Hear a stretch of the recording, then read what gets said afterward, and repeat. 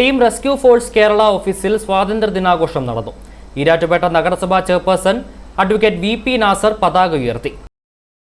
जनगणमन अधिनायक जय हे भारत भाग्य विधाता पंजाब से 79ാമത് സ്വാതന്ത്ര്യ ദിനത്തോടനുബന്ധിച്ച് ടീം റെസ്ക്യൂ ഫോഴ്സ് കേരളയുടെ ഓഫീസിൽ നടന്ന ചടങ്ങിൽ ഈരാറ്റുപേട്ട നഗരസഭാ chairperson advocate V P Nasar ദേശീയ പതാക ഉയർത്തുകയും സ്വാതന്ത്ര്യദിന സന്ദേശം നൽകുകയും ചെയ്തു.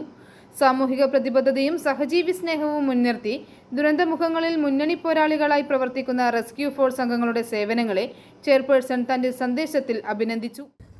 ഇവിടെ ഇന്ന് നമുക്കറിയാം, സ്വാതന്ത്ര്യ ദിനാഘോഷ പരിപാടികൾ റെസ്ക്യൂ ഫോഴ്സ് നടത്തുകയാണ്. നമ്മുടെ രാജ്യം 80ാമത് സ്വാതന്ത്ര്യ ദിനാഘോഷം രാജ്യവ്യാപകമായി ആചരിക്കുകയാണ്. നമ്മളെ സംബന്ധിച്ചിടത്തോളം ലോകത്തിന് തന്നെ മാതൃകയായ രാജ്യമാണ് ഇന്ത്യ മഹാരാജ്യം. വൈവിധ്യമാർന്ന സംസ്കാരമാണ് നമ്മുടേത്. ഏറ്റവും ക്രെഡിബിലിറ്റിയുള്ള ഭരണഘടനയുള്ള രാജ്യമാണ് ഇന്ത്യ മഹാരാജ്യം.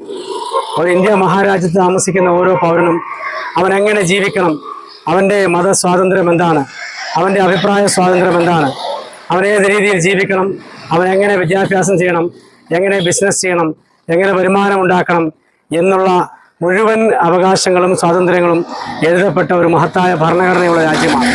ആ ഭരണഘടനയുടെയും ജനാധിപത്യത്തിൻ്റെയും മതേതരത്വത്തിൻ്റെയും കാവലാളായി നമ്മളെല്ലാവരും നിലകൊള്ളുക. അതിനെതിരെ എവിടെ ഏത് പ്രവർത്തനമുണ്ടായാലും അതിനെതിരെ ശബ്ദിക്കാൻ നമ്മൾ തയ്യാറാവുക എന്ന് മാത്രമാണ് ഈ അവസരത്തിൽ എനിക്ക് പറയാനുള്ളത്. ചടങ്ങിൽ റെസ്ക്യൂ ഫോഴ്സ് പ്രവർത്തകരും പ്രദേശവാസികളും പങ്കെടുത്തു. i4 news, Pala.